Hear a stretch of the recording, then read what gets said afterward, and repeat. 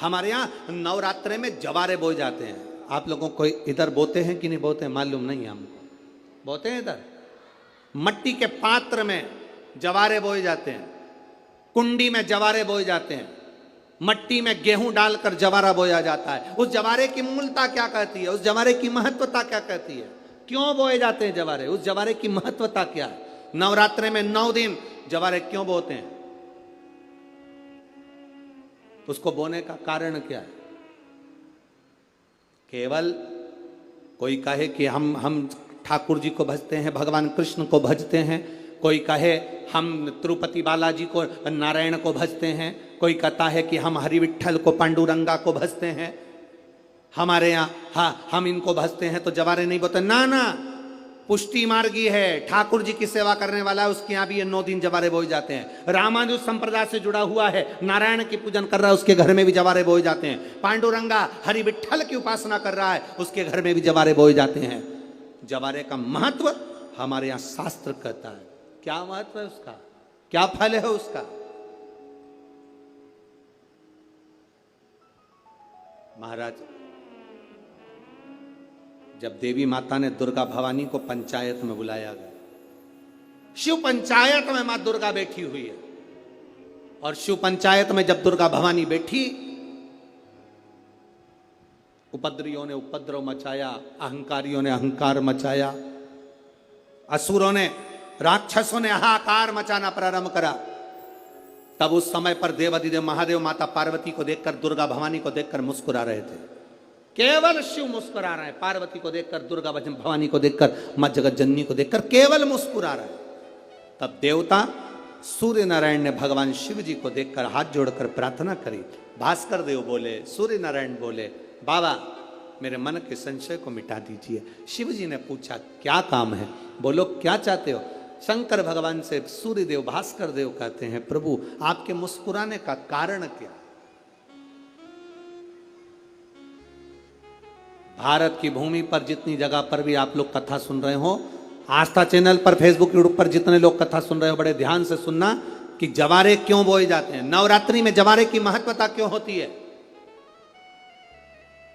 क्यों बोया जाता है, मिट्टी में गेहूं डालकर क्यों उत्पन्न किया जाता है, उसकी महत्वता क्या है? सूर्य नारायण पूछ रहे हैं भगवान देवाधिदेव महादेव से, आप दुर्गा भवानी को देखकर मुस्कुराए, आप हंसे हैं, आपके चेहरे पर प्रसन्नता आई है, कारण क्या?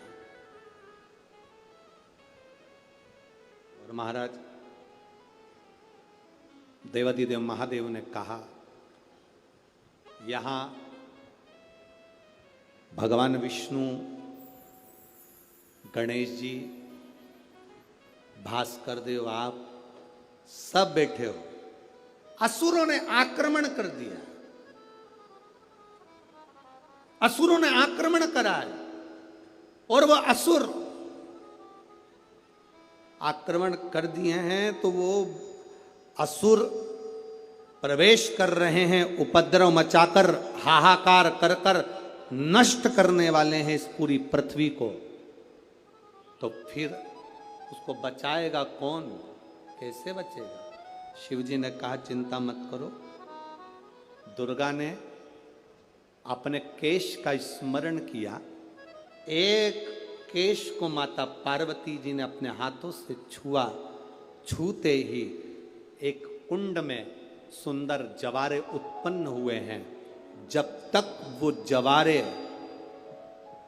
बड़े नहीं हो जाते, जब तक वो जवारे थोड़े प्रबल नहीं हो जाते, तब तक एक भी असुर प्रवेश नहीं कर सकता, हाहाकार नहीं मचा सकता और अंदर आ नहीं सकता।